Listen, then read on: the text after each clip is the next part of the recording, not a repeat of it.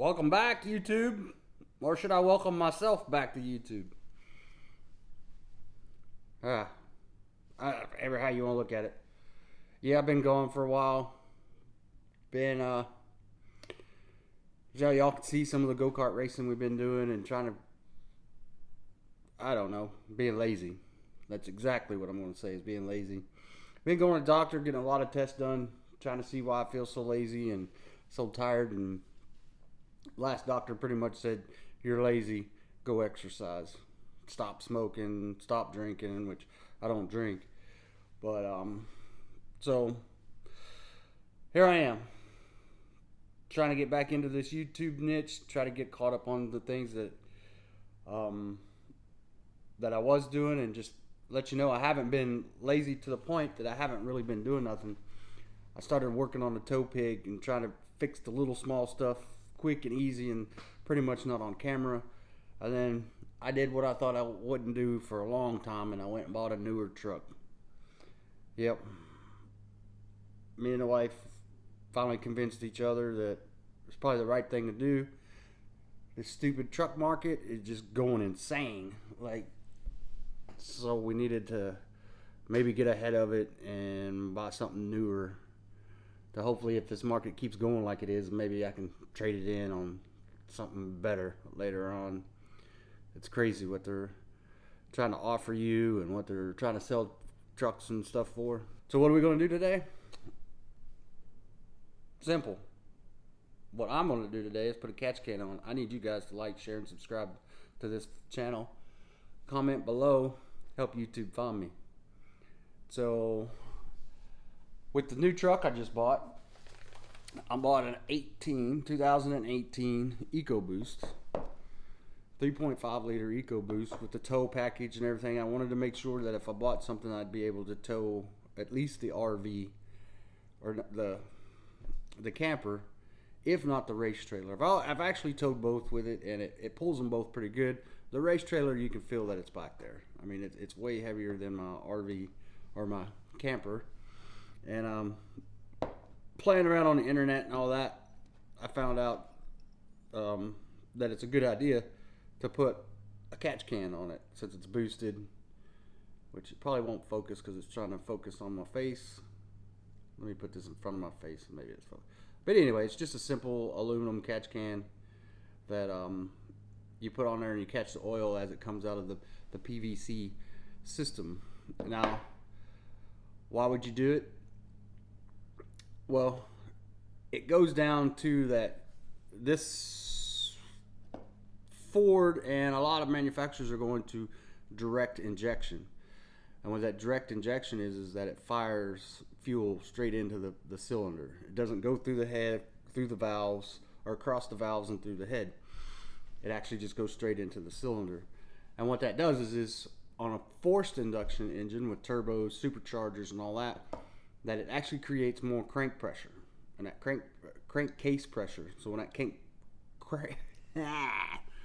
when the crank case pressure goes up, sucking up all of that pressure out of the valve covers back into the intake, it's not, and then it comes back in, and it, as it goes through the head, all that oil vapor and all that, it gets stuck to the valve stem.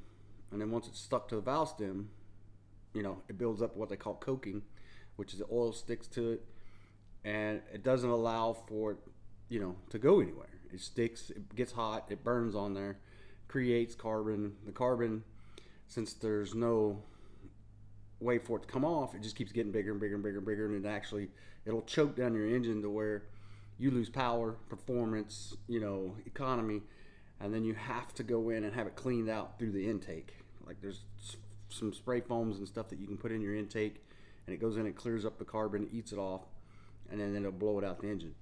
And the reason being that is that it's a direct injection causes the most problem is that when you had port injection, which was the injector on the top side, and it shot through the valves or onto the valves and through the cylinder head and got sucked through the valve head, that would actually clean the valve stem and help you keep your motor clean.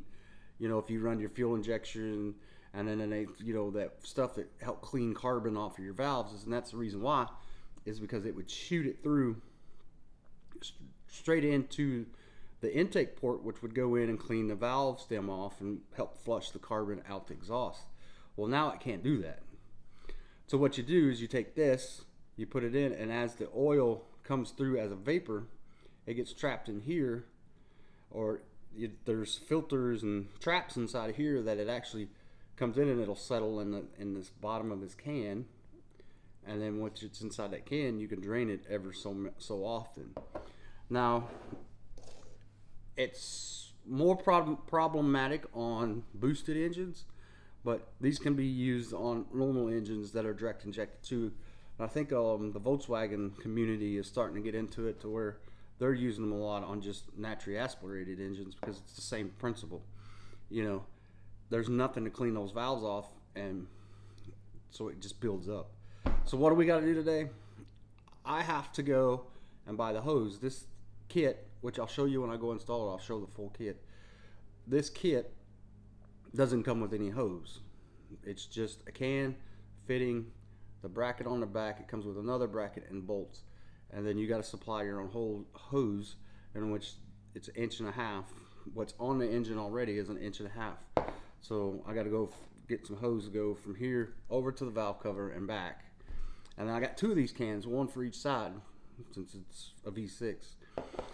You normally, or it's highly recommended to run this on the passenger side, because it's the side, the way the engine cycles, the rotation of the engine, it creates more pressure on the passenger side and creates more blow-by on the passenger side.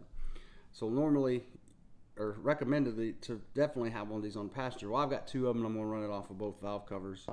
And the driver's side will most likely act like an air vent, so it sucks air into the engine, so it creates a vacuum. And there's other kits out there that actually does it better than these, but these were only $34 on Amazon, and I'll make sure I'll put the link in the bottom in the description so you guys can get your own. So what do I got to do now? I got to piece out, go to the store, and see if I can find some half-inch hose to go from here to the valve cover. And according to the internet, I need 12 feet to make sure I get it and make it look pretty under the hood.